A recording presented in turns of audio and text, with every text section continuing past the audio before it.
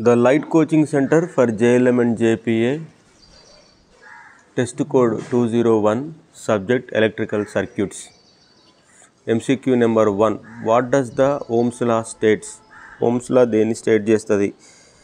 Current is inversely proportional to voltage. Voltage is directly proportional to current. Current is directly proportional to resistance. Voltage is inversely proportional to resistance. Ohm's law in state chestadante I is directly proportional to V లేదా V is directly proportional to I అంటే voltage is directly proportional to current. Option number B. First MCQ option B. If the resistance of a circuit is 10 ohms, ఒక resistance వచ్చేసి 10 ohms ఉందంట. ఒక సర్క్యూట్లో ఒక resistance వచ్చేసి 10 ohms ఉందంట. And the applied voltage is 20 ohms. Applied voltage వచ్చేసేసి 20 volts ఉంది. What is the current through in the resistor? ఆ సర్క్యూట్లో ఎంత కరెంటు పోతుంది అన్నాడు. By applying ohm's law V is equal to I into R, I is equal to V by R. V ఎంత 20, I is equal to 10, sorry R is equal 10 అంటే ఎంత 2 amps current అక్కడి నుంచి వెళ్తుంది. So option number A is correct. మూడోది వచ్చేసి ఈ options కొంచెం డిఫరెంట్గా పడ్డాయి. Which of the following is correct formula derived from Ohm's law అన్నాడు.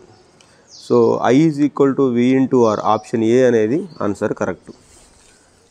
నాలుగోది వచ్చేసేసి ఫోర్త్ MCQ.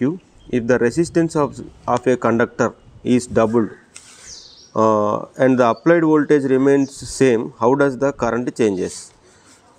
వాడు ఏమన్నంటే ఇందాక ప్రాబ్లంలో మనం తీసుకున్నాం ఇదే ప్రాబ్లం. ఇది 10 ohms అనుకుందాం, ఇది 20 volts అనుకుందాం, ఇది కరెంట్ వాల్యూ అన్నాడు. వాడు ఏమన్నాడు, if the resistance of the conductor is doubled, ఈ రెసిస్టెన్స్ ఆఫ్ ద కండక్టర్ని డబుల్ చేయమన్నాడు. అంటే ఇది 20 ohms అయితే and the applied voltage remains same, applied voltage ఏం మార్చట్లేదు. I ఈజ్ ఈక్వల్ టు ఏమవుతుంది, I is equal to V by R. V ఎంత 20, R ఎంత 20 అంటే 1 amp వస్తుంది. ఇందాక 2 amp వచ్చింది, ఇక్కడ 1 amp వచ్చిందంటే కరెంట్ ఏమవుతుంది హాఫ్ అవుతుందని అర్థం.